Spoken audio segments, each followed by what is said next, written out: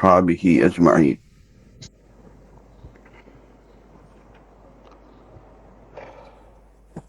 أعوذ بالله من الشيطان الرجيم. بسم الله الرحمن الرحيم.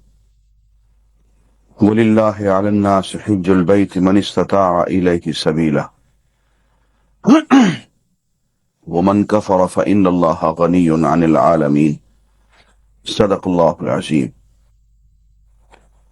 عزیزان گرامی، السلام علیکم ورحمۃ اللہ وبرکاتہ. حج کے موضوع پہ میں نے گزشتہ جمعہ کچھ بنیادی باتیں عرض کی تھیں.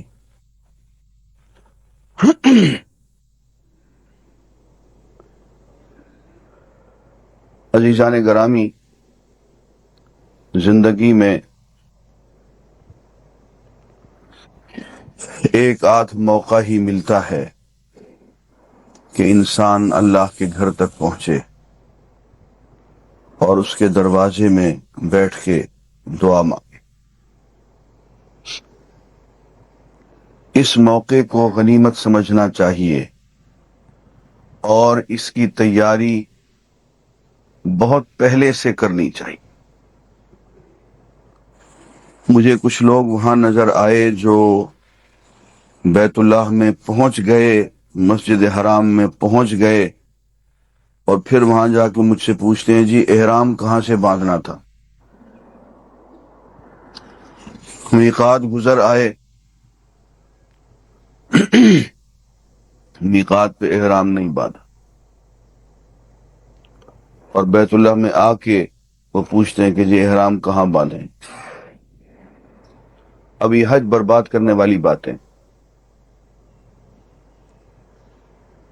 اسی طرح سے میں نے بعض لوگوں کو عرفات کے میدان میں مغرب کی نماز پڑھتے ہوئے دیکھا.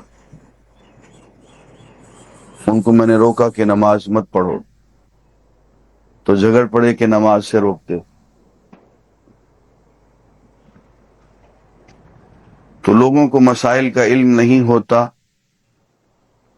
اور اس کی وجہ سے وہ حج بھی خراب کرتے ہیں، دوسروں سے بھی جھگڑتے ہیں، دوسروں کا بھی حج خراب کرتے ہیں.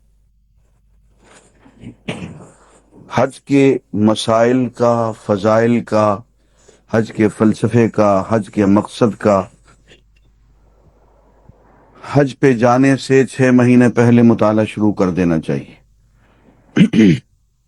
اور ایک کتاب پہ بھروسہ نہیں کرنا چاہیے، بہت سی کتابوں کا مطالعہ کرنا چاہیے. عزیزان گرامی، حج کی 3 قسمیں ہیں، وہ بھی سمجھ لیں، اس لیے کہ لوگ اس موضوع پہ بھی وہاں جا کے بہت ہی کنفیوژن کا شکار ہوتے ہیں. بعض حج ایسے ہیں جن میں کہ بحیثیت حاجی کے قربانی واجب نہیں ہوتے، اور یہ حج افراد کہلاتا ہے. حج مفرد وہاں کے لوگ کر سکتے ہیں، یہاں کے لوگوں کے لیے مشکل ہے. یہاں سے تو وہی حج مفرد کر سکتا ہے جو آخری دن یا آخری دنوں میں پہنچے، عمرہ نہ کرے، سیدھا حج کا احرام باندھے اور اسی حج کے احرام سے ہی وہ حج کرے. عمرہ کرے گا تو وہ حج افراد نہیں رہے گا، وہ حج تمتع بن جائے گا یا حج قران بن جائے. حج تمتع کیا ہے؟ حج تمتع یہ ہے کہ آپ یہاں سے گئے، آپ نے عمرہ کیا، عمرے کا احرام آپ نے اتار دیا، اور جب حج کا وقت آیا آپ نے حج کی نیت سے احرام باندھ لیا. اس کو حج تمتع کہتے ہیں. حج قران یہ ہے کہ آپ نے احرام باندھا عمرے کا اور حج کا، ایک ہی احرام، اور عمرہ کرنے کے بعد آپ نے احرام نہیں اتارا، احرام سے باہر نہیں آئے، بلکہ اسی احرام سے آپ نے حج بھی ادا کیا. اس کو حج قران کہتے ہیں. یہ بھی یہاں کے لوگوں کے لیے بہت مشکل ہے، اس لیے کہ اگر حج کے ایام میں چلے جائیں پھر تو ممکن ہے، اور اگر حج سے آپ 20-25 دن پہلے چلے گئے تو پھر احرام میں ہی رہنا پڑے گا آپ کو، وہ مشکل کام ہے۔ احرام کی پابندیاں خاصی مشکل ہوتی، تو عام طور پہ حج تمتع کیا جاتا۔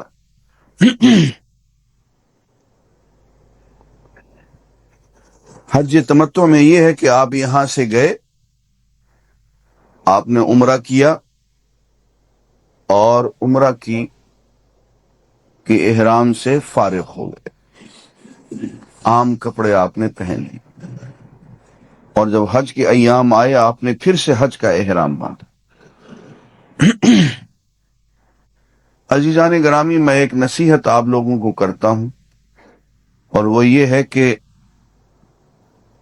عمرہ کا، حج کا احرام یہیں سے باندھ کر جائیں۔ ایک ہے احرام کا باندھ لینا، ایک ہے احرام کی نیت کرنا۔ احرام کی نیت یہاں سے نہ کریں، پابندیاں اپنے آپ پہ نہ لگوائیں، احرام باندھ لیں۔ جب آپ کو پتہ چلے کہ آپ بیت اللہ شریف کے قریب پہنچنے والے ہیں، میقات قریب آ رہی ہے، جہاز پہ اس کا اعلان بھی کر دیتے ہیں، یا ریاض سے آپ گزر چکے ہوں، طائف کے قریب پہنچنے والے ہوں، تو اس وقت آپ احرام کی نیت کر سکتے ہیں۔ اور جب آپ نے احرام کی نیت کر لی تو آپ احرام میں داخل ہو گئے۔ احرام باندھنے سے انسان احرام میں داخل نہیں ہوتا، احرام کی نیت کرنے سے اور حج یا عمرہ کی نیت کرنے سے انسان احرام میں داخل ہو جاتا ہے، اور اس کے بعد احرام کی ساری پابندیاں اس پہ لاگو ہو جاتی۔